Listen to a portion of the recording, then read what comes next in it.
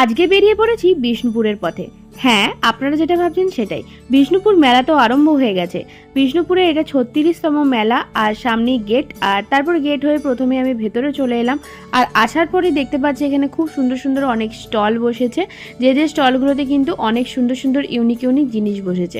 আর হ্যাঁ, এখানে কিন্তু বিষ্ণুপুরের কিছু কিছু ঐতিহ্যবাহী জিনিস রয়েছে এবং কিছু মানুষের হাতে তৈরি করা অনেক রকমেরই জিনিস রয়েছে। আমার কিন্তু বড় ব্লগ চলে এসেছে, ওখানে পুরো ডিটেলসটা আপনারা দেখতে পেয়ে যাবেন। বলছিলাম না, হাতে তৈরি অনেক রকম জিনিস পাওয়া যাচ্ছে। এখানে কিন্তু দেখুন ঝিনুকের তৈরি হার, আংটি এসব বিক্রি হচ্ছে। তারপর রয়েছে তুলসী পাতার কাঠি দিয়ে, তো এখানে খুব সুন্দর সুন্দর ছোট ছোট মূর্তি, তারপরে সুপারি দিয়ে অনেক সুন্দর সুন্দর ডিজাইনের অনেক কিছু তৈরি রয়েছে।